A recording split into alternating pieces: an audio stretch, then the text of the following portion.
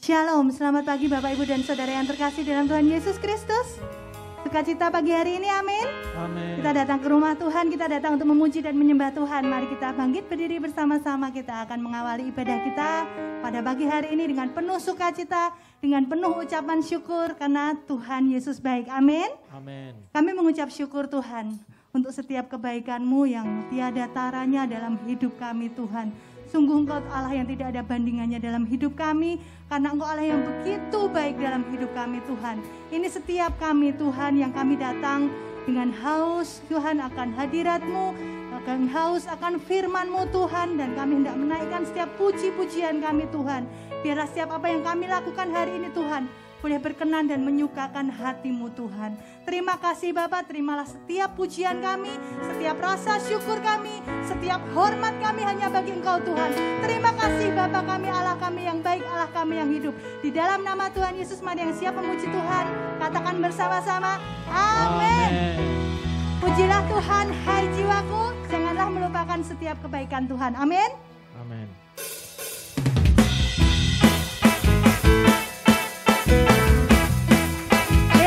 Setiap ratap kita dengan tari-tarian, amin.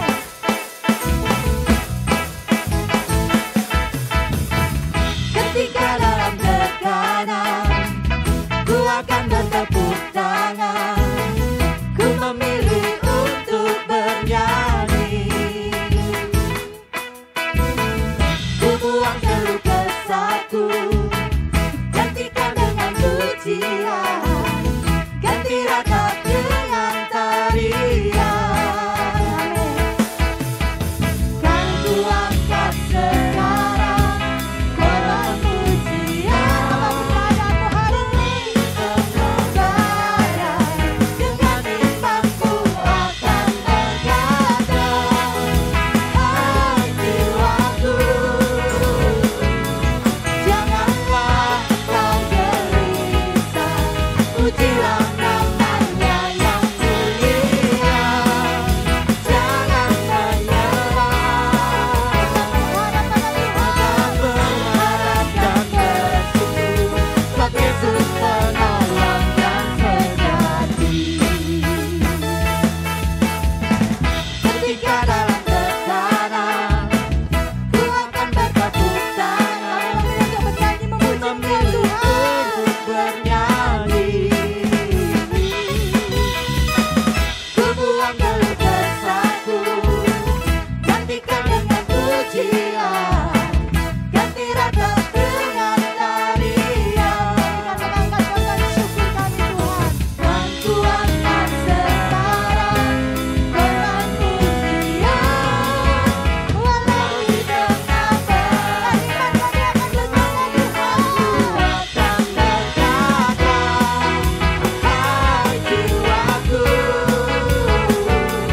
janganlah kau gelisah, pujilah namanya yang mulia, jangan menyerah, tetap berharap dan bersyukur, sebab Yesus penolong yang sejati.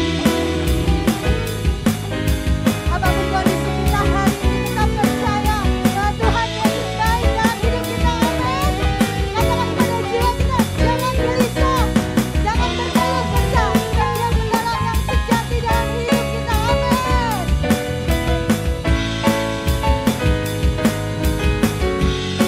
Mari katakan bersama dengan iman. Hai jiwaku, janganlah engkau gelisah, pujilah namanya yang mulia, jangan menyerah,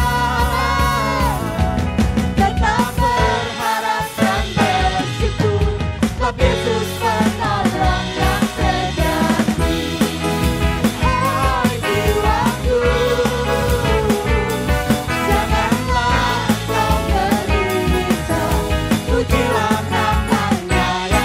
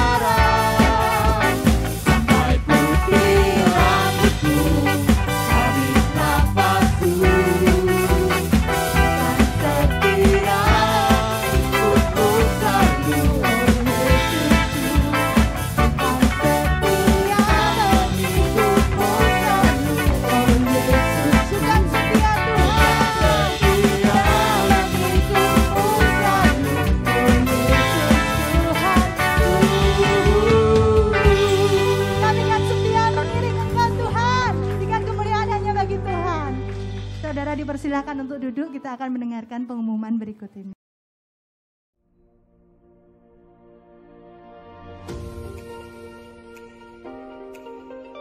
Shalom, selamat datang di ibadah GKPB MDC Semarang. Kami menyambut dengan sukacita kehadiran Bapak, Ibu, Saudara-saudari dalam ibadah hari ini. Berikut kami sampaikan rangkaian pertemuan selama sepekan ke depan. Kami mengajak Bapak, Ibu, Saudara-saudari untuk dapat bergabung bersama kami dalam doa keliling yang diadakan pada Senin, 17 Oktober 2022 pukul 19. Doa keliling diadakan per keluarga di lingkungan masing-masing dan akan diawali dengan doa bersama via Zoom. Untuk informasi dapat menghubungi Ibu Wibi atau sekretariat. Bapak, Ibu, Saudara-saudari juga diundang untuk terlibat dalam ibadah doa pemulihan yang diadakan pada hari Rabu 19 Oktober 2022 pukul 19 WIB via Zoom. Kami rindu berjumpa kembali bersama Bapak, Ibu, Saudara-saudari dalam ibadah minggu depan yang dilakukan secara onsite pada pukul 9 dan pukul 11 WIB, serta dapat diikuti secara online mulai pukul 9. Bapak, Ibu, Saudara-saudari diundang hadir dalam ibadah dengan mengajak jiwa-jiwa baru. Bagi Bapak, Ibu, Saudara-saudari yang membutuhkan informasi kegiatan pelayanan, dapat menghubungi sekretariat pada nomor yang tertera. Seluruh anak sekolah minggu MDC Semarang, mari bergabung dalam ibadah anak Star Kids yang diadakan secara onsite setiap minggu pukul 9, serta kesan Star Kids yang diadakan secara online setiap minggu pukul 16. Link akan dibagikan di grup WhatsApp Star Kids. Ibadah online dapat diikuti melalui channel YouTube MDC Semarang, Facebook Keluarga Masa Depan Cerah, dan Instagram MDC Semarang. Bapak, Ibu, Saudara-saudari dapat mengakses pertemuan yang berlangsung secara online menggunakan link yang akan dibagikan melalui grup WhatsApp diskusi MDC. Bapak, Ibu, Saudara-saudari dapat membagikan link tersebut kepada keluarga dan relasi. Kami mengucapkan terima kasih atas kesetiaan Bapak, Ibu, Saudara-saudari dalam memberikan persembahan. Kiranya Tuhan Yesus memberkati. Bapak, Ibu, Saudara-saudari dapat memberikan persembahan melalui scan QR, e-money, ataupun transfer.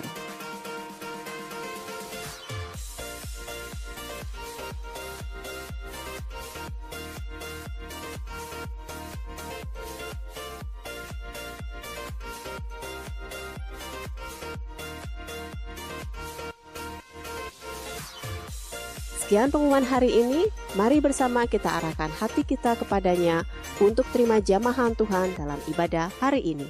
Tuhan Yesus memberkati.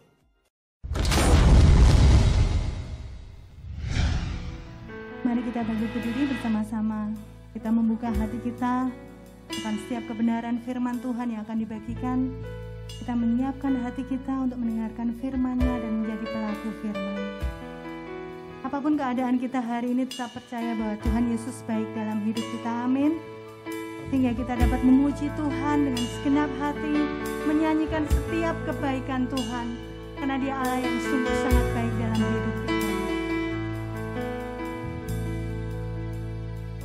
Ku cinta Kau,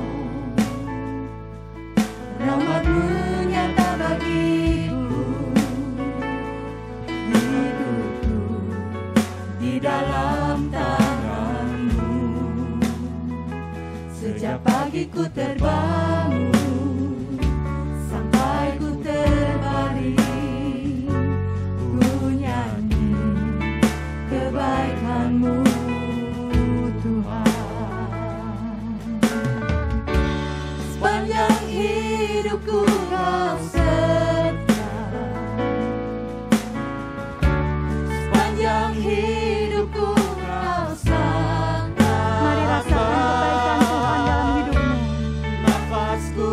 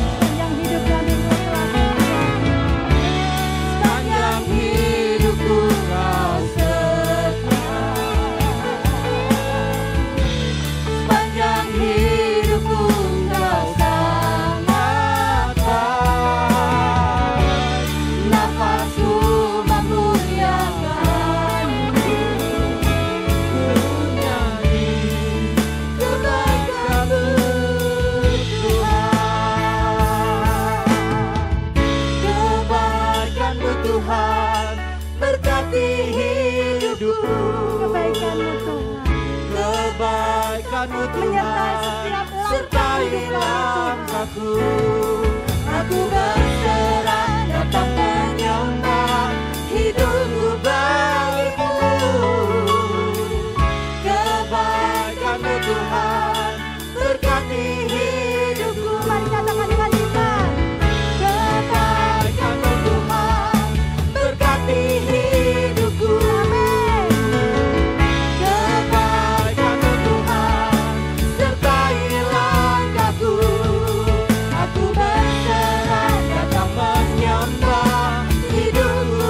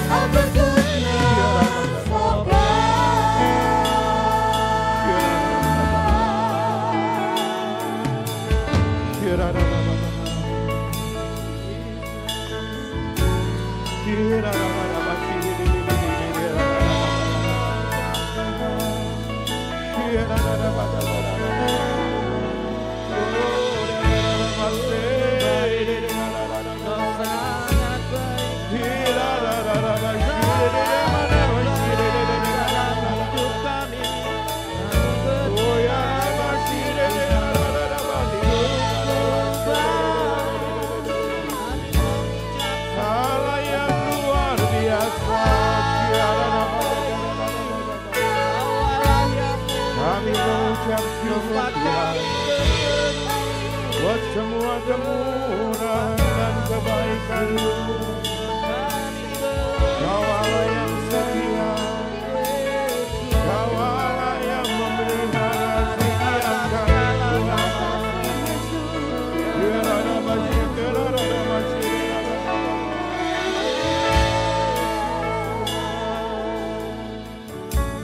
Haleluya Tuhan. Tidak ada satupun ucapan, setiap pujian, bahkan apapun yang kami lakukan Tuhan, yang dapat mendandingi begitu baiknya Tuhan dalam hidup kami. Kau Allah yang penuh kasih, Kau Allah yang memelihara kami. Kami selalu dapat bernyanyi dalam kebaikan-kebaikan Tuhan. Kami bersyukur memiliki Allah yang luar biasa. Tuhan yang memelihara kami, menjaga kami, melindungi kami. Tuhan yang mencukupi segala apapun jadi kebutuhan kami. Terima kasih Tuhan. Urapi setiap kami di tempat ini Tuhan. Satu persatu Tuhan. Satu persatu Engkau jamah Tuhan. Juga setiap kami yang mengikuti ibadah ini secara online Tuhan. Biar Tuhan jamah mereka dimanapun mereka berada Tuhan. Roh Kudus mengurapi setiap kami Tuhan. Buat pemulihan di tempat ini. Buat pemulihan Tuhan di mana anak-anak-Mu berada sedang mengikuti ibadah ini Tuhan. Jamah setiap hati kami Tuhan. Pulihkan kesehatan kami. Pulihkan kehidupan kami, pulihkan keluarga kami. Pulihkan usaha dan pekerjaan kami. Terlebih lagi pulihkan pelayanan kami Tuhan. Kami rindu mendekat erat kepadamu Tuhan. Urapi setiap kami ya Bapa. Ajar kami melalui kebenaran firman-Mu Tuhan menjadi satu pribadi yang jauh lebih dekat erat lagi kepadamu. Jauh lebih lagi mengenal Engkau Tuhan. Shikarabatakaramataka. Kami bersyukur Tuhan. Urapi setiap kami ya Bapa. Urapi telinga kami, hati kami, pikiran kami. Supaya kami boleh menjadi satu tanah yang subur. Yang siap ditanami benih firman-Mu. Dan benih itu boleh tumbuh besar dalam kehidupan kami. Dan kami semua boleh menjadi pelaku-pelaku firman dalam kehidupan kami. Di dalam nama Tuhan Yesus. Mari kita yang percaya katakan. Amin. Shalom, selamat pagi. Tuhan Yesus memberkati kita semua. Dan saya bersyukur kita semua masih bisa mendengarkan firman Tuhan, memuji, menyembah Tuhan. Kita bisa melayani Tuhan bersama-sama, kita bisa beribadah dengan Tuhan bersama-sama. Dan saya mau bagikan firman Tuhan pada minggu ini adalah tentang penantian dan penggenapannya. Jadi ini adalah proses satu penantian yang begitu lama yang dihadapi oleh seorang pribadi yang namanya Abram dan Sarai pada saat itu. Mereka harus menunggu janji Tuhan yang begitu besar dalam hidupnya itu selama 25 tahun di masa hidupnya dia. Dan masa yang paling berat dan tidak mengenakan itu pasti adalah masa di mana kita harus menunggu atau menanti sesuatu ya. Kita kalau nungguin orang, setengah jam aja tuh rasanya lama banget gitu ya. Tapi kalau kita bawa itu dengan sukacita, bawa itu dengan senang, diisi dengan hal-hal yang menyukakan hati kita, pasti rasanya itu menjadi sedikit lebih ringan. Bisa-bisa jadi lebih singkat. Ya. Jadi masa menunggu itu macam-macam. Ada orang yang menantikan pemulihan bagi hidupnya, bagi keluarganya, bagi pekerjaannya, bagi usahanya. Ada juga yang menantikan kesembuhan. Kapan aku dipulihkan, kapan aku disembuhkan, kapan aku diberikan kesehatan yang totally. Ada juga yang menantikan mungkin pasangan hidup, ya. Aku belum dapat juga nih, ya, pendamping hidupku yang sesuai atau yang memang yang Tuhan izinkan dan Tuhan pilihkan. Ada juga yang menanti-nantikan keturunan, ada juga yang menanti-nantikan berkat Tuhan dalam berbagai macam hal dalam hidupnya. Dan kita semua juga akan pernah merasakan masa-masa seperti itu. Ya, semua orang yang hidup pernah merasakan masa-masa yang namanya penantian. Masa-masa yang namanya kita mengharapkan sesuatu atau sesuatu yang kita doakan. Ya, sebagian mungkin ada yang sudah digenapi. Sebagian mungkin ada yang harus menunggu 1 hari. Harus menunggu seminggu. Ada yang harus menunggu sebulan. Ada yang harus menunggu 1 tahun. Bahkan ada yang bertahun-tahun. Mereka menantikannya apa yang mereka dambakan itu. Dan di dalam masa penantian ini, Dikatakan di dalam masa penantian ini sampai dengan penggenapannya, janjinya dibutuhkan apa? Yang dibutuhkan adalah kesabaran, ketaatan, kesetiaan, kepercayaan kita kepada Tuhan. Kita nanti mau sama-sama belajar dari kitab Kejadian, harusnya itu Kejadian 11 ya, karena di Kejadian 11 itu ada sisilahnya siapa papahnya Abraham ya, lahirnya di situ. Tapi memang awal dari cerita ini dimulai dari Kejadian 12 sampai akhirnya Ishak lahir, yaitu di Kejadian 22. Ya. Jadi kita belajar sama-sama bagaimana ya dan apa saja yang terjadi saat Abraham dan Sarai ini menantikan apa yang Tuhan janjikan. Ya. Kejadian 12 ayat yang pertama sampai yang kelima, demikianlah firman Tuhan. Berfirmanlah Tuhan kepada Abraham. Jadi Abraham diberikan firman oleh Tuhan, Tuhan katakan, pergilah dari negerimu dan dari sanak saudaramu dan dari rumah bapakmu ini ke negeri yang akan kutunjukkan kepadamu. Aku akan membuat engkau menjadi bangsa yang besar. Nah, ini janji Tuhan yang pertama.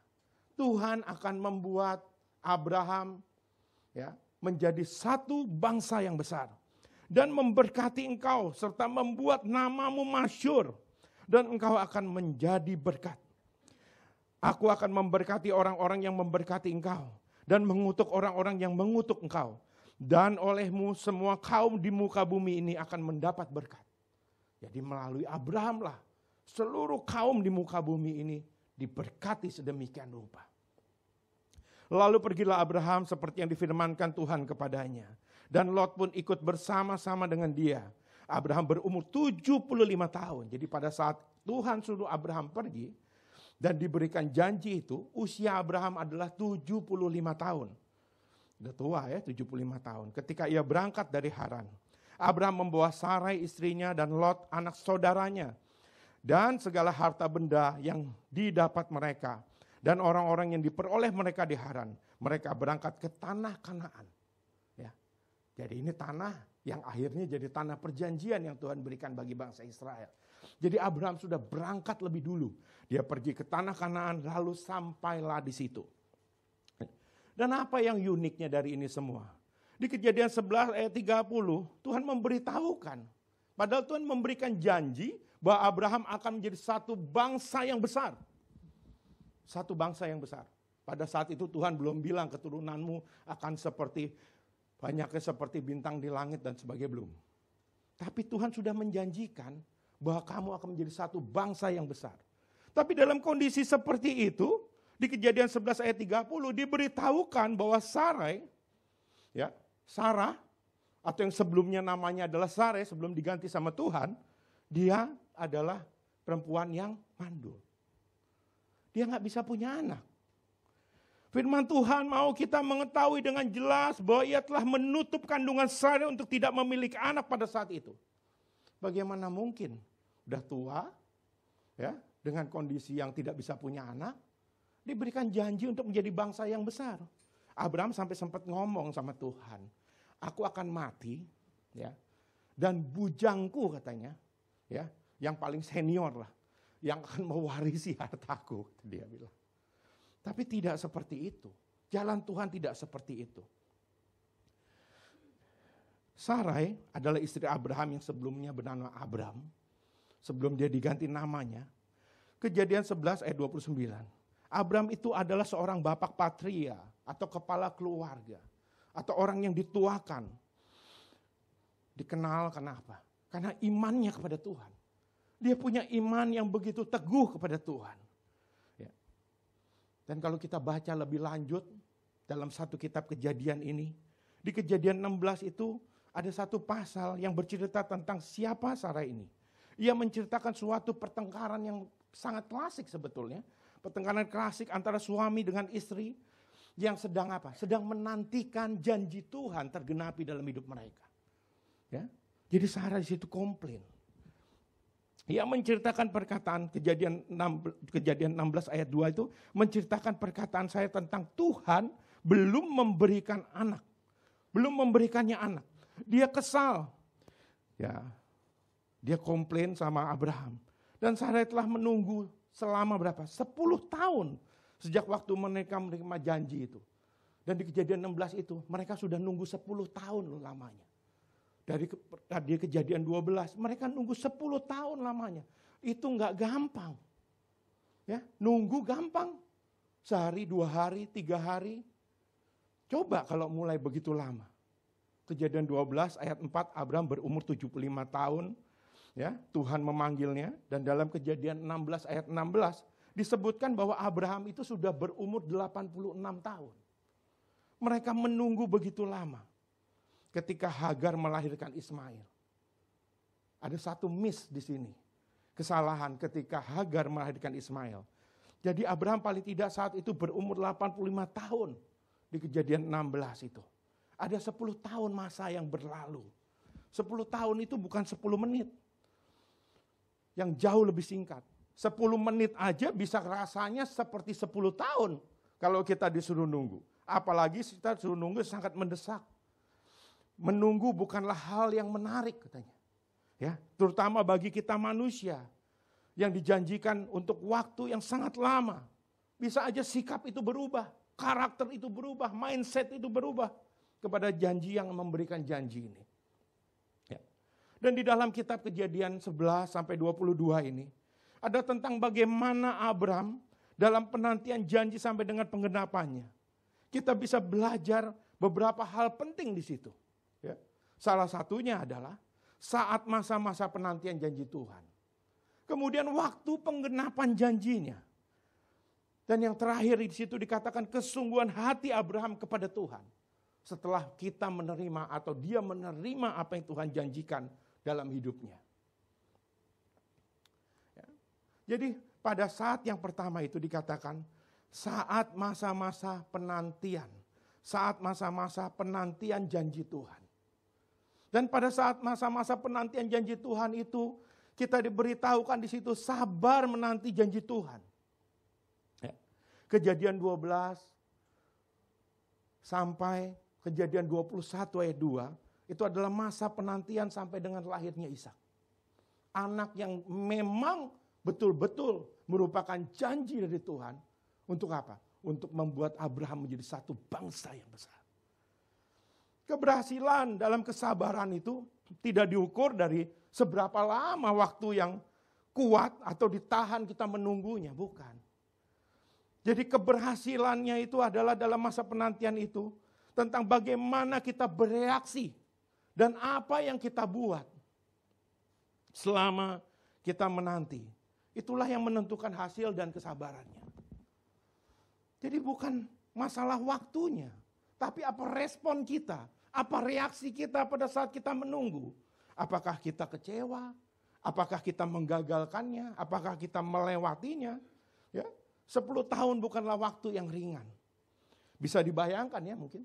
1 tahun, 1-2 tahun pertama kita semua masih bersemangat, berapi-api. Yes. Aku percaya janjimu ajaib. Aku yakin Tuhan. Kau Tuhan Allah yang setia. Kau Tuhan Allah yang mampu menggenapi dan semuanya.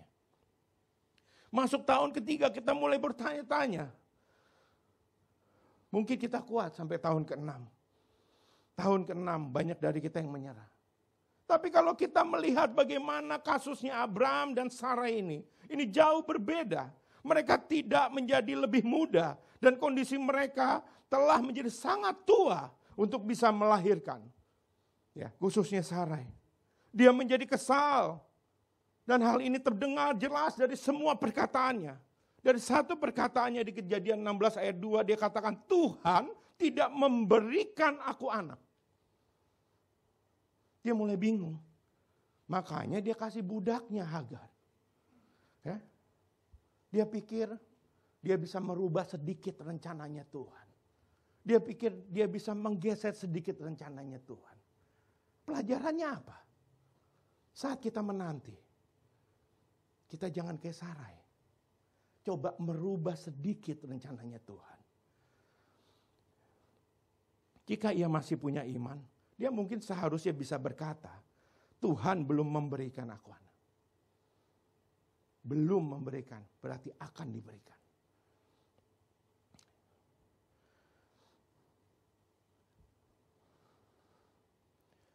ada kesalahan Sarai yang menjadi pelajaran berharga buat kita. Nah, ini firman Tuhan, hebatnya seperti ini. Bahkan kesalahan-kesalahan yang ada itu bisa menjadi satu peringatan, satu pelajaran yang begitu berharga buat kita. Jadi dalam Kejadian 16 ini kita bisa melihat dengan jelas 3 kesalahan Sarai. Ya. Yang pertama, Sarai tidak mempunyai iman lagi untuk mempercayai Tuhan masih akan menepati janjinya. Dia lebih mempercayai situasi yang sedang mereka lewati dan hadapi. Dia telah sampai pada kesimpulan Tuhan tidak memberikan dia anak. Sehingga apa? Dia kasih budaknya ke suaminya. Dia bayangannya, mungkin dari budakku inilah akan janji Tuhan itu digenapi. Jadi satu bangsa yang besar. Sarai mempersalahkan Tuhan. Dia nyalain Tuhan. Seakan-akan dia telah menghalangi dirinya untuk mempunyai anak.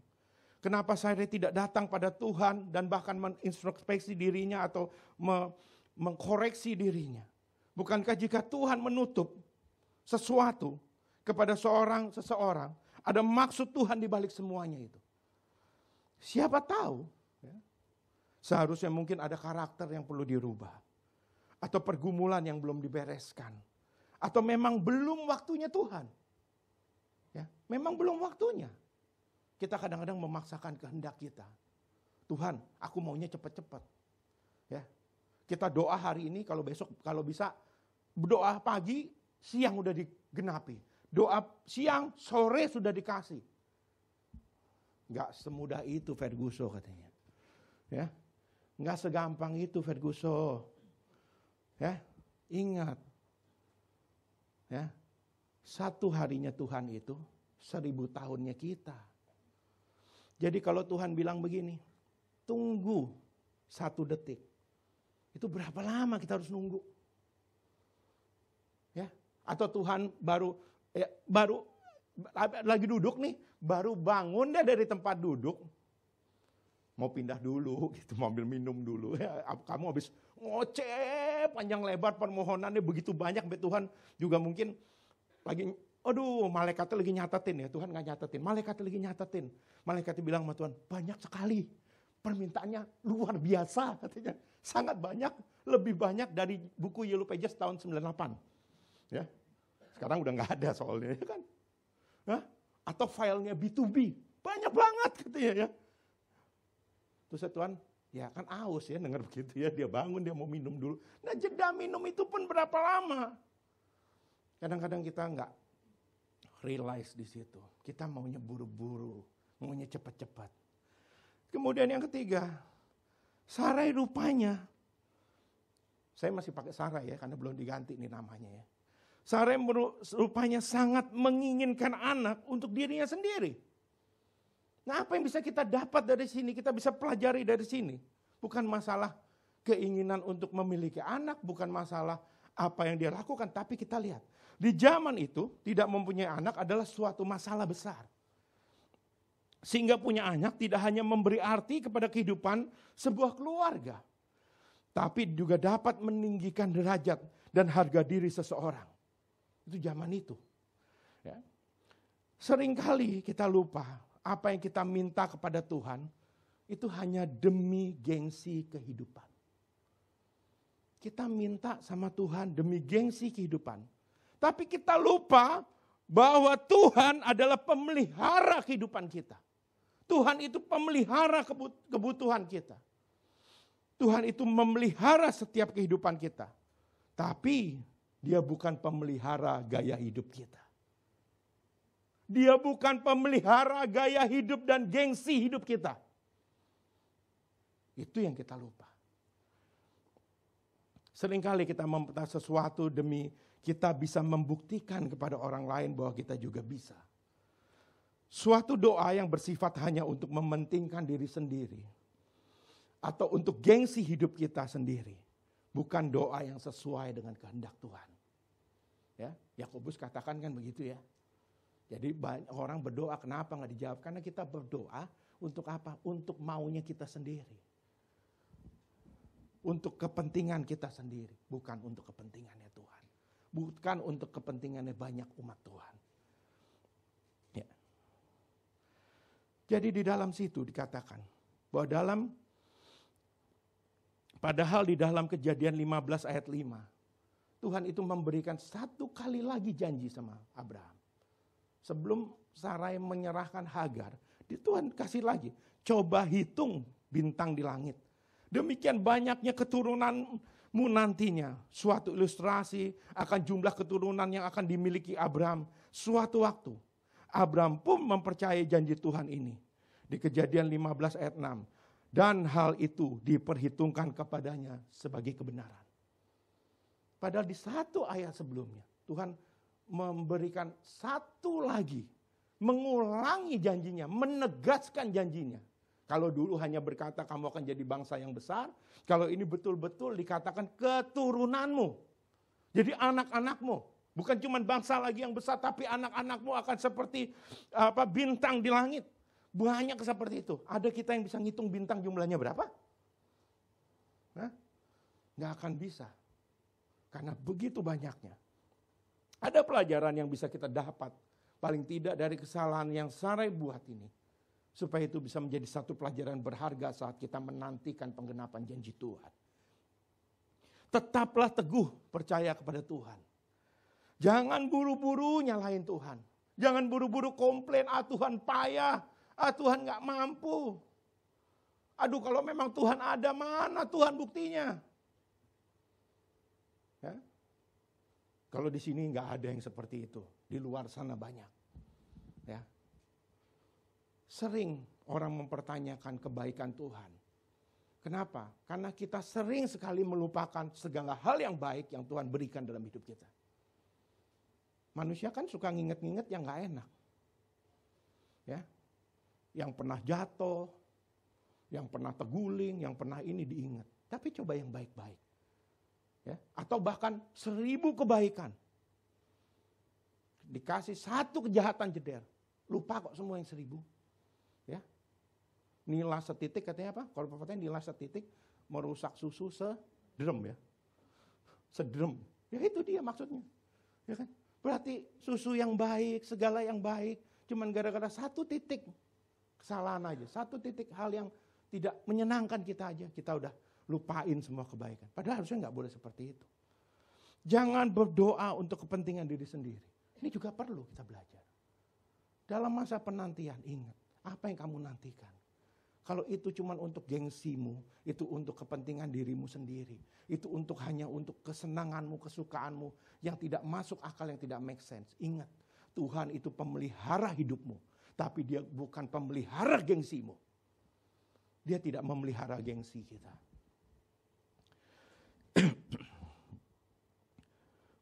Dan di situ dikatakan, di saat penantian itu tiba, ada hal yang menarik yang kita bisa belajar. Yang bisa kita belajari adalah apa? Ternyata Tuhan itu berbicara hanya kepada Abraham akan janji-janjinya selama ini. Dia nggak berbicara kepada Sarai. Sama Tuhan juga berbicara hanya kepada Adam, bukan kepada Hawa. Kenapa begitu? Karena dikatakan begini, Tuhan itu sangat menghormati hukum di dalam sebuah keluarga. Istri harus tunduk kepada suami dalam Efesus 5 ayat yang ke-22 sampai 23. Suami itu adalah kepala dari istri. Tuhan adalah kepala dari para suami. Di 1 Korintus 11 ayat yang ketiga. Jadi jelas Tuhan itu berbicara kepada Abraham bukan kepada Sarai. Tuhan berbicara kepada Adam bukan kepada Hawa. Kepada Abraham dan kepada Adamlah Tuhan memberikan firman-Nya. Supaya mereka bisa masing-masing menyampaikan lagi juga kepada istri-istri mereka. Masalah dan realita kehidupan suami istri ini. Semuanya memahami dengan benar bahwa terjadi kebanyakan yang sebaliknya. Ya. Yang lebih dominan siapa? Yang lebih mau bicara lebih siapa? Ya, saya nggak mendiskreditkan wanita ya. Tapi kalau wanita bicara nah, biasanya bapak-bapaknya bukannya takut sama istri, tapi mungkin karena terlalu sayang ya bahasanya begitu ya. Jadi ya udahlah ngalah lah, menuruti keinginan istri walaupun itu bertentangan dengan firman Tuhan. Ya. Coba Adam sebelah-sebelahan lo sama Hawa. Waktu Hawa makan itu buah terlarang, Adam ada di situ. Dia larang nggak? Ada nggak tulis? Adam melarang Hawa untuk makan? Nggak ada. Dikasih malah melu ngikut makan, ya kan? Ya, mungkin Adam pada saat itu masuk dalam klub DKI, ya nggak? Dibawa ke tiang istri, dia takut sama istrinya, atau apalah saya nggak tahu. Sama halnya juga dengan Abram. Pada saat Sarai membawa Hagar ke tempat dia berlaku tidak lagi seperti Abram, tapi dia berlaku seperti kucing. Dikasih ikan. Padahal dia tahu janji Tuhan. Satu ayat sebelum Kejadian 16, Tuhan mengulangi janjinya. Tapi tetap dia terima. Dan itu jadi masalah sampai hari ini. Karena dia tidak bisa berkata tidak. Dia tidak bisa berkata, aku gak mau. Aku punya janji Tuhan. Nah itulah dia. Kadang-kadang banyak orang katakan, bukan saya katakan ya. Wanita itu kalau berpikir pakai hati. Ya, kalau pria pakai logikanya. Jadi logikanya katanya lebih berjalan. Tetapi yang betul itu bukan seperti itu. Yang betul itu adalah setiap kita, baik itu laki-laki, baik itu perempuan, hendaklah berpikir sematang-matangnya sebelum apa? Sebelum mengeluarkan satu statement atau perkataan. Jangan buru-buru. Ya, lu mau pikir pakai hati kek, mau pikir pakai kepala kek, mau pikir pakai apapun juga, tolong. Gendernya apapun juga, ya. Baik laki-laki, baik wanita. Jaga sebelum kita ucapkan. Kita pikir dulu matang-matang. Makanya kan sering dikatakan Tuhan kasih kita 2 telinga, 1 mulut. Kalau dulu diciptain 1 telinga 2 mulut bisa nggak? Boleh nggak? Boleh. Aneh nggak? Enggak. Kalau dari dulu diciptainnya begitu. Kalau sekarang baru diciptainnya 2 mulut 1 telinga aneh. Ya, enggak. Makanya Tuhan kasih 2 mata. Tuhan kasih 2 telinga. Ya apa? Lihat, dengar, amati baik-baik. Baru apa? Baru mencoet keluar. Banyak orang lupa. Ya? Padahal mulutnya 1. Tapi lebih powerful daripada 2 telinga dan 2 matanya. Nah, itulah dia yang kita diingatkan hari-hari ini. Saat kita menanti, ini ada kalanya juga Tuhan itu berdiam diri. Ya, ada kalanya Tuhan juga berdiam diri. Ya, hati-hati. Kenapa dia berdiam diri? Karena ada dosa dan ketidaktaatan di situ. Ya. Jangan kaget. Kalau sepertinya kok Tuhan sudah lama gak berbicara sama aku. Aku berdoa, udah nungging kiri, udah nungging kanan, udah sujud ke belakang, kayang ya maksudnya ya. Udah tengkurap, udah bebaringan, udah selonjoran. Aku memuji Tuhan sampai, orang bilang sampai lidahnya kering, tenggorok kerongkongannya pedes. Ya gak? Saking jerit-jeritnya. Gak ada dengar suara Tuhan. Gak ada dengar firman Tuhan. Baca firman, baca renungan, gak dapat apa-apa. Kosong. Gak ada bedanya sama baca koran, sama PDF novel, atau cerita-cerita apapun juga. Gak ada bedanya. Gak dapat sesuatu, gak ada gerakan. Ya, gak ada yang didapat dari apapun juga. Kenapa seperti itu? Tuhan berdiam diri karena dosa dan ketidaktaatan. Bukankah ini juga yang sering kita rasakan saat kita dalam penantian? Kok sepertinya Tuhan tidak ada, Tuhan berdiam diri terhadap semua yang harus kita hadapi. Masalah, ujian, pergumulan ada di depan kita nggak habis-habis. Yang satu belum expired, sudah datang lagi yang baru. Ya, semua ada expirednya, betul. Tapi yang jadi masalah yang belum expired ini sudah 10 ngantri, sudah datang lagi ke 11, 12, 13, 14, 15. Nggak habis-habisnya. Dan saat nggak habis-habisnya itu, apa yang terjadi dalam hidup kita? Ketika Ismail lahir, di Kejadian 16 ayat yang kelima, 15 dan 16. Abraham berumur sudah 86 tahun. 11 tahun telah berlalu sejak ia menerima janji akan anak dalam Kejadian 12 ayat 12 ayat 2. Dan di Kejadian 17 ayat 1 kemudian dimulai dengan perkataan ini. Ketika Abraham berumur 99 tahun, ya, itu baru Tuhan menampakkan diri kepada Abraham dan berfirman kepada dia, firmannya seperti ini. Akulah Tuhan yang Maha Kuasa, hiduplah di hadapanku dengan tidak bercela. Jadi ada celah di situ, ada ketidaktaatan di situ, ada masalah di situ. Buktinya apa? Ada satu pertanyaan di sini. Di manakah Tuhan ketika Ismail lahir? Ketika Abraham berumur 86 tahun sampai saat ia kembali berbicara kepada Abraham ketika Abraham berumur 99 tahun. Ada jeda yang begitu lama. Ada 13-14 tahun berlalu tanpa Tuhan berfirman. Bahkan sampai 15 tahun, lebih panjang sampai Ishak, anak perjanjian itu lahir di Kejadian 17. Di Kejadian 17 ini baru bercerita bagaimana Tuhan kembali mengulangi janjinya kepada Abraham. Untuk seorang anak. 1 tahun terakhir sebelum Ishak lahir ketika Abraham berumur 100 tahun. Di Kejadian 21 ayat 2. Anak perjanjian itu baru lahir. Tuhan rupanya berdiam diri. Dia nggak bicara sama sekali kepada Abraham sejak kapan? Sejak Ismail itu lahir. Ada ketidaktaatan, ada dosa, ada problem, ada masalah di situ. Sejak Abraham menuruti istrinya dan menerima Hagar untuk melahirkan keturunan baginya. Dengan kata lain, Tuhan ngambek. Tuhan marah, Tuhan kesel.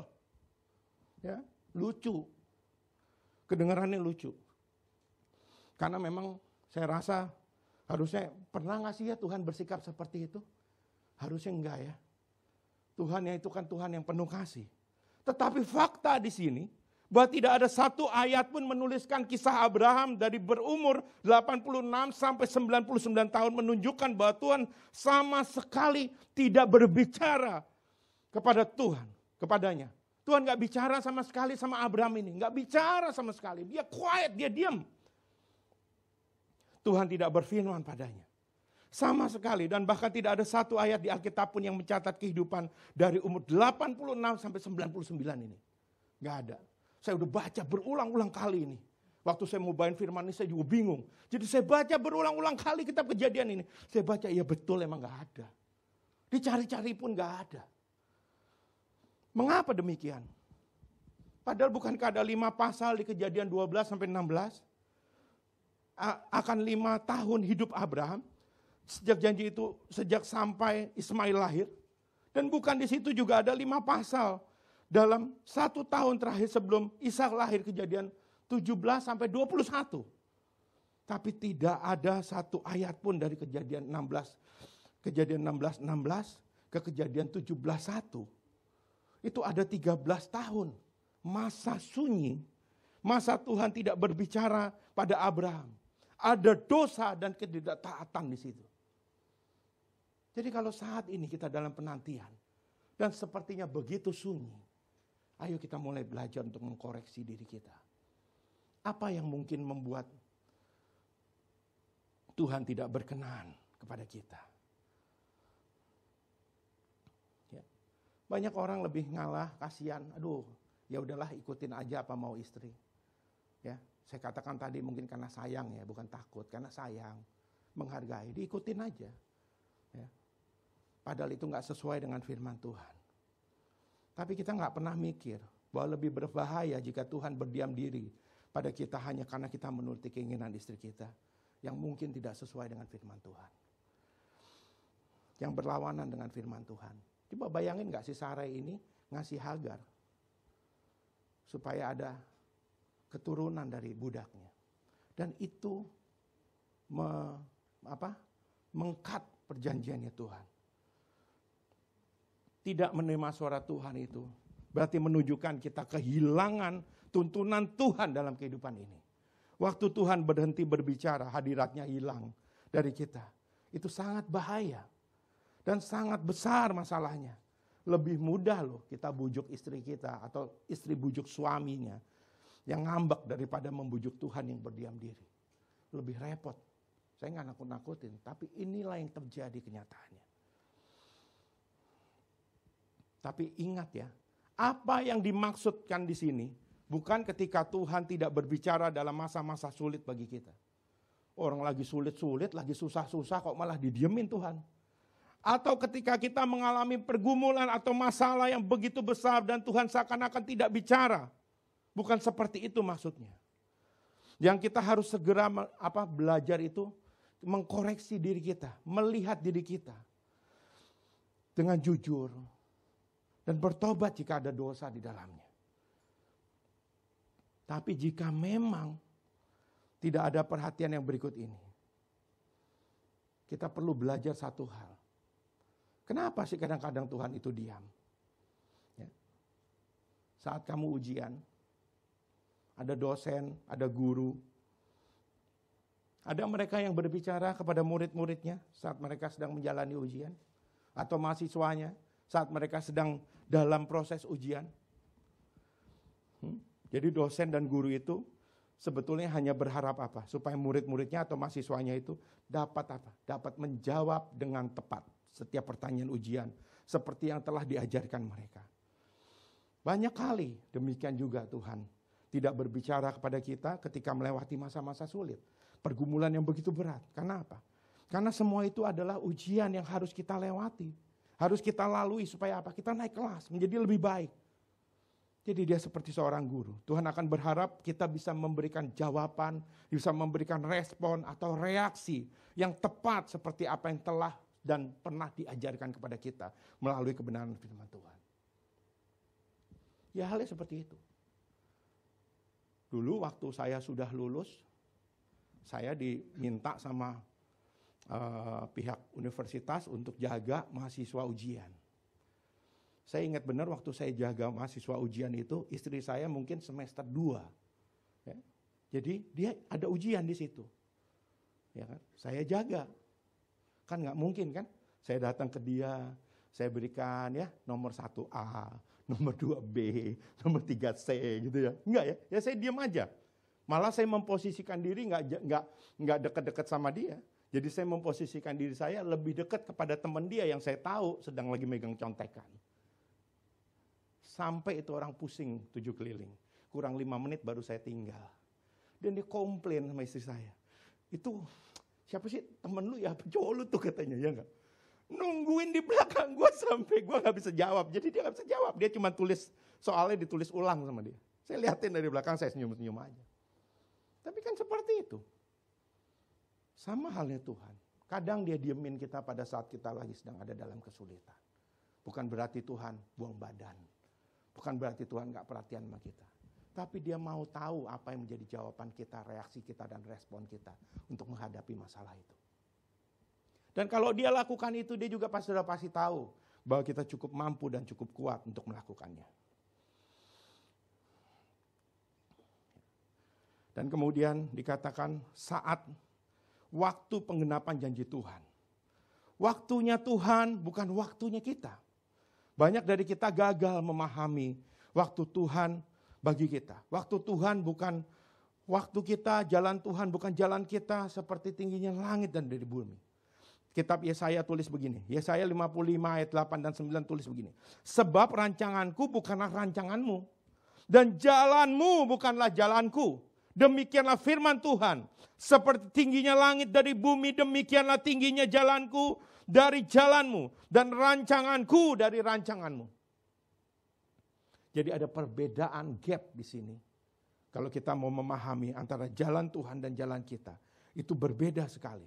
Perbedaan dan waktu kita yang Tuhan tidak mengukur panjangnya kehidupan kita dengan waktunya manusia. Dia kekal, dia ada di luar waktu itu. Bahkan kita mungkin hanya bisa melihat secuplik gambaran dari hidup kita. Kita punya mimpi, kita punya bayangan, kita punya rencana. Kita punya pendidikan, kita punya, oh ini arahnya harusnya ke sini dan ke sini. Tidak. Tuhan punya gambaran yang jauh lebih besar. Gambarannya seperti apa? Gambaran pada saat He create you, saat Dia menciptakanmu, membuatmu, sampai pada akhirnya nanti.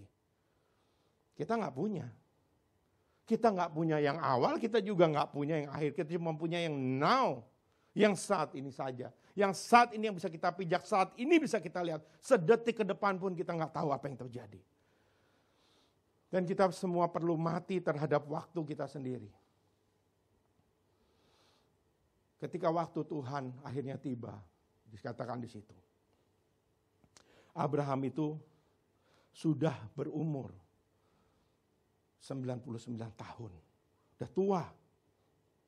Ya, saat penggenapannya seperti itu. Saat penggenapan dan mujizat Tuhan itu terjadi. Setelah masa-masa penantian, tibalah masa-masa penggenapan akan janjinya. Dan di situ, di Kejadian 17 ayat 17, Abraham itu tertawa. Ya karena mereka sudah tua. Diulangi kembali. Kejadian 18 ayat 12, akan bedahikah aku, kata Sarah. Setelah aku sudah layu, sedangkan Tuanku sudah tua. Kondisi Sarah waktu itu sudah tidak memungkinkan lagi untuk dia punya anak. Tapi bagi Tuhan tidak ada yang mustahil. Ya, adakah sesuatu apapun yang mustahil bagi Tuhan pada masanya itu? Dan benar, kejadian itu pun terjadi. Kejadian 21 ayat 2, Ishak dilahirkan Sarah bagi Abraham pada masa tuanya. Persis seperti apa yang Tuhan firmankan. Saya mau bagikan seperti ini. Justru semakin tidak masuk akal atau bahkan mustahil sekalipun, itulah justru yang membuktikan ketuhanannya Tuhan. Kalau biasa-biasa aja manusia juga bisa. Kalau cuman bim salah bim, semua manusia juga bisa. Bikin gorong-gorong, bikin parit, semua juga bisa. Justru semakin itu mustahil, disitulah dibuktikan bahwa Dia adalah Tuhan. Tapi yang menarik lagi dari kisah ini, ya, di dalam sisi lain ini ada dua raja. Dalam perjalanan Abraham ini ada dua raja. Yang pertama Firaun, raja Mesir, di Kejadian 12 ayat 10. Dan kemudian di Kejadian 20 yaitu Abimelek, raja orang Filistin. Dua-duanya menyukai Sarai sedemikian rupa. Sarai ini bukan tante Po loh. Ya. Nickname di depannya, gelarnya ini bukannya tante. Tapi gelarnya ini oma. Ya, emak, nenek. 75 tahun. Nah, bisa nggak bayangin? Kok oma 75 tahun bisa disukai sama raja? Yang pertama Firaun. Akhirnya mental, nggak jadi. Karena dia tahu ternyata itu istrinya Abraham. Bahaya, dia bisa kena kutuk. Ya. Yang kedua yang lebih repot lagi adalah Abimelek ini. Abimelek adalah raja Filistin yang hidup pada masa 2 generasi. Tahu maksudnya 2 generasi? Dia hidup di generasi bapaknya Abraham dan dia juga hidup di generasi anaknya Ishak. Berarti raja ini cukup lama memerintah, bukan itu. Yang jadi masalah adalah berarti raja ini di zaman bapaknya ini masih sangat muda. Bisa bayangin gak seorang raja muda yang banyak istri dan banyak selir, bisa jatuh cinta, bisa suka sama Oma Sarai. Ya, saya lagi berpikir, apakah si raja ini matanya katarak? Ya, atau matanya kelilipan bangku, sehingga fokus lensanya berubah, semuanya jadi bagus gitu? Enggak. Dan yang pasti satu, berarti yang namanya Oma Sarai ini, secara physically dia cantik, secara physically dia masih muda dan baik. Kenapa? Karena Tuhan memang memelihara sedemikian rupa, supaya dia siap bisa melahirkan anak perjanjian itu. Oh Pak, itu ngada-ngada katanya. Yesaya 10 ayat 31 katakan begini. Tetapi orang-orang yang menanti-nantikan Tuhan mendapat kekuatan baru. Mereka seumpama raja wali yang naik terbang. Dengan kekuatan sayapnya, mereka berlari tidak menjadi lesu. Mereka berjalan dan tidak menjadi lelah. Benar apa itu Pak? Fisik, kondisimu, situasi tidak akan bisa membatasi penggenapan kuasa Tuhan bekerja dalam hidup kita anak-anaknya. Karena Dia adalah pencipta. He is the creator. Oh apa iya Pak? Iya. Contoh bagaimana fisik tidak bisa membatasi kuasa Tuhan bekerja. Di sisilah Alkitab yang lain kita bisa baca tentang Yosua dan Kaleb. Tahu nggak Yosua 14 ayat 10b sampai 11 dikatakan begini. Jadi sekarang telah berumur 85 tahun aku hari ini. Ya.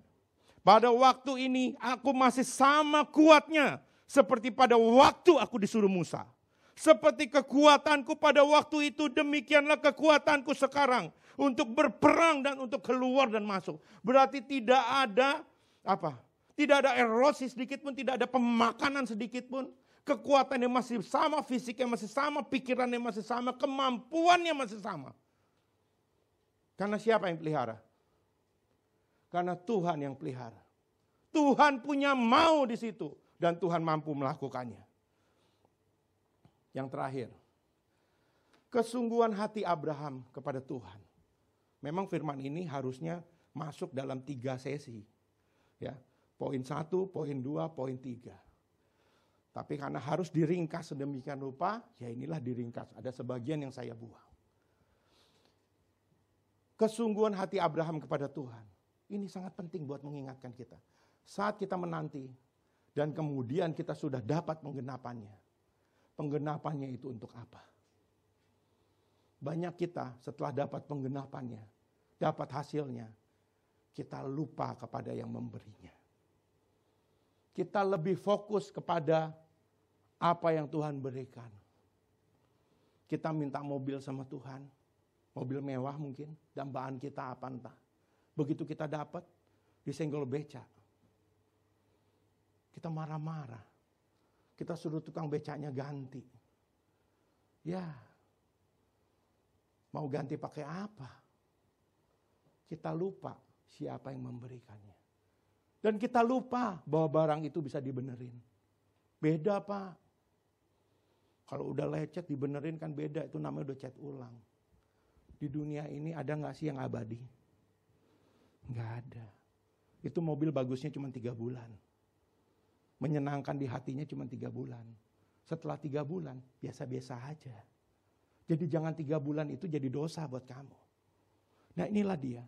Setelah menerima dan mendapatkan semua janji Tuhan, siapakah yang menjadi utama di hati kita dan hidup ini? Penggenapan janjinya, harta diberikan, hidup yang diberikan, kesembuhan yang diberikan, pemulihan yang Tuhan juga sudah berikan, dan semua keinginan yang sudah diberikan Tuhan. Abraham mengajar kita bahwa ia tetap mengutamakan Tuhan lebih dari segalanya. Di Kejadian 22 ayat 1 sampai 18. Saya akan bacakan di ayat yang 16. Katanya, aku bersumpah demi diriku sendiri, demikianlah firman Tuhan. Karena engkau telah berbuat demikian, dan engkau tidak segan-segan untuk menyerahkan anakmu yang tunggal kepadaku, maka aku akan memberkati engkau berlimpah-limpah, dan membuat keturunanmu sangat banyak, seperti bintang di langit, dan seperti pasir di tepi laut. Dan keturunanmu itu akan menduduki kota-kota musuhnya. Oleh keturunanmu lah semua bangsa di bumi ini akan mendapat berkat, karena engkau mendengarkan firmanku. Jadi waktu Abraham diminta untuk mempersembahkan anak penggenapan janji Tuhan, dia tidak menunda-nunda. Dia bawa itu Ishak, langsung dia buru-buru bawa, pagi-pagi dia bawa. Ya, si Ishaknya aja nanya, dombanya mana nih Bapak? Lu mau doa persembahan, dombanya mana? Dia mungkin gak berasa kali ya, dia pikir dia anak paling disayang, gak mungkin gue disembelih kata dia. Ya, padahal dia mau disembelih. Mau dikorbankan. Begitu baiknya hati Abraham kepada Tuhan. Gak ada satu kata pun di ayat-ayat ini yang mengatakan Abraham nanya, boleh gak diganti kambing? Atau boleh gak diganti kelinci? Atau boleh gak diganti istriku? Gitu ya. Enggak, dia gak minta. Ganti Sarai aja katanya. Enggak. Biar dia bawa anaknya. Itu juga yang menjadi ilustrasi dalam hidup kita. Ya. Ingat ya, percaya sama Tuhan dengan dipercaya sama Tuhan itu hal yang sangat berbeda. Itu 2 hal yang berbeda.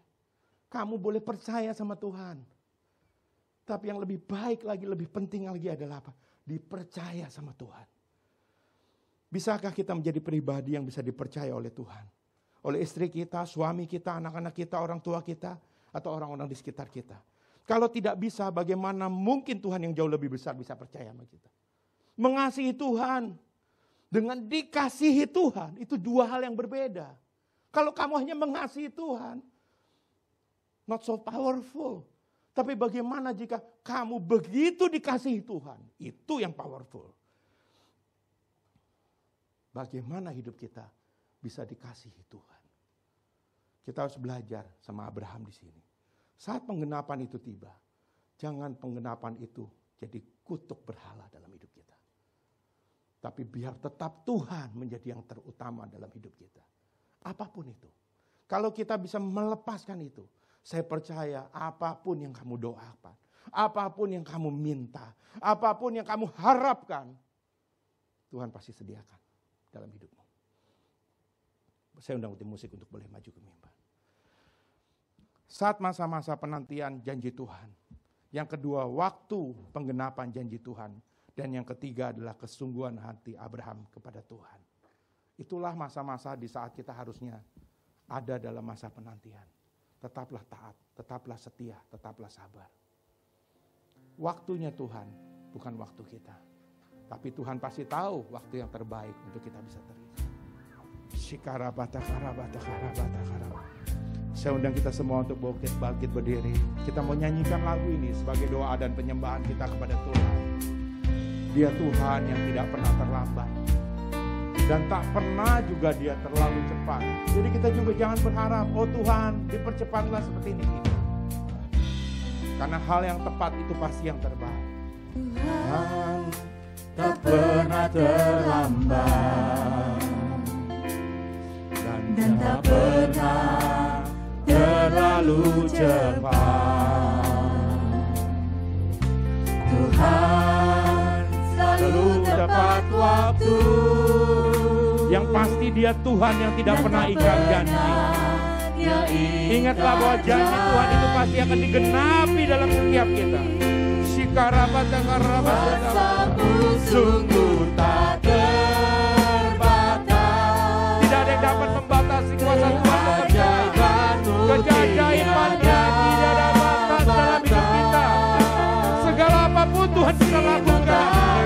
Selami aku kan bersandar dan mengandalkan-Mu, Yesus. Kejayaanmu tiada batas, kebesaran-Mu tiada batas. Bagimu Tuhan tiada yang mustahil, ku aman dalam-Mu.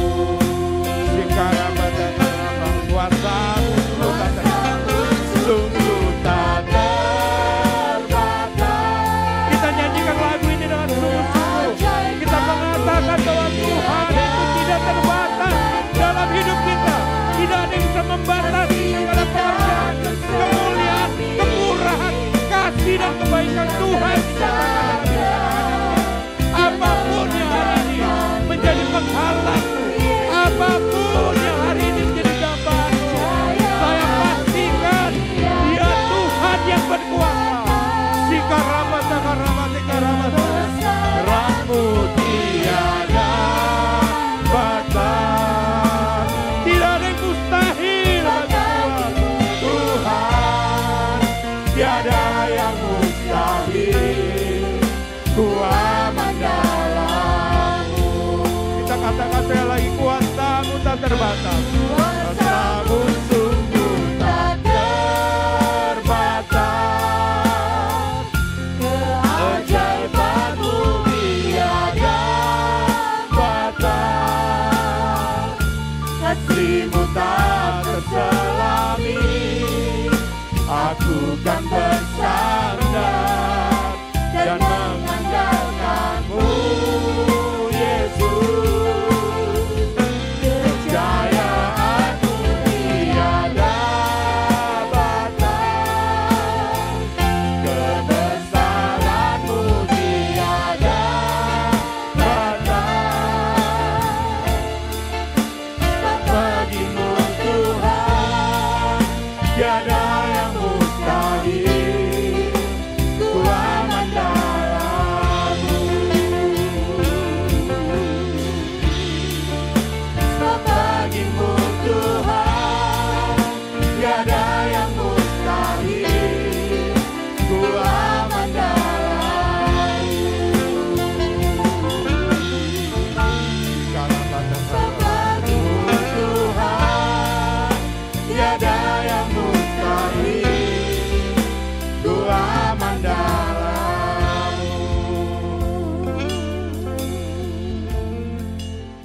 Hamba-Mu berdoa Tuhan hari ini.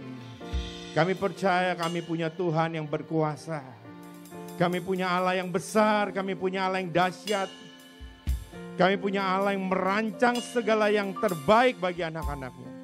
Dan tidak ada satupun yang sulit dan mustahil bagi-Mu Tuhan. Hari ini hamba-Mu membawa setiap anak-anak-Mu, setiap pergumulan mereka Tuhan ke dalam tangan-Mu.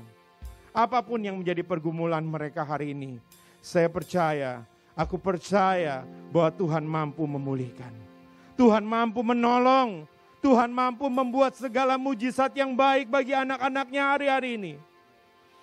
Mereka yang merindukan keturunan, Tuhan berkati hari ini.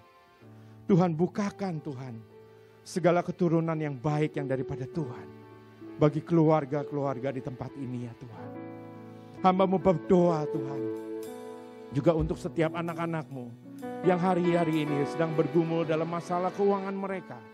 Mungkin pekerjaan, usaha mereka, kehidupan mereka. Tuhan yang akan membukakan jalan. Tuhan yang akan menolong membukakan peluang-peluang yang baik dalam hidup mereka. Dan Tuhan yang akan menjaga apapun yang Tuhan sudah berkati dalam hidup mereka. Tuhan mengembalikan semua segala apapun bahkan yang terhilang dari mereka. Kami percaya Engkau Allah yang dahsyat. Engkau Allah yang luar biasa. Engkau Tuhan yang menciptakan. Engkau Tuhan yang menciptakan segala yang baik bagi anak-anak-Mu. Dan hamba-Mu juga berdoa bagi mereka mungkin sedang dalam kelemahan tubuh, sedang sakit. Tuhan sembuhkan, Tuhan pulihkan. Oleh bilur darah Yesus, mereka disembuhkan di dalam nama Tuhan Yesus. Apapun penyakitmu, tidak ada yang terlalu sulit bagi Tuhan. Apapun yang menjadi hambatan-Mu, tidak ada yang terlalu sukar bagi Tuhan. Keajaiban Allah terjadi, mujizat Tuhan terjadi, pertolongan Tuhan terjadi dalam nama Tuhan Yesus. Terima kasih Tuhan, buat semua kemurahan dan kebaikan. Berkati setiap kami Tuhan. Ajar kami untuk bisa tetap taat, tetap setia, tetap sabar Tuhan. Di masa-masa penantian kami. Bentuk kami menjadi satu pribadi yang jauh lebih baik. Pribadi yang mengenal-Mu jauh lebih baik. Pribadi yang dekat erat kepadamu dalam kehidupan kami. Terima kasih Tuhan, buat segala kemurahan kebaikan-Mu. Dan pada saat penggenapan itu terjadi, biarlah Tuhan juga menjaga setiap hati kami untuk tetap terpaut erat kepada Tuhan. Untuk tetap mengutamakan Tuhan dalam hidup kami. Biar Engkau tetap menjadi yang tertinggi dalam hidup kami Tuhan. Terima kasih ya Bapa. Buat berkat yang Kau sediakan untuk kami boleh mempersembahkan dalam persembahan kami pada hari ini.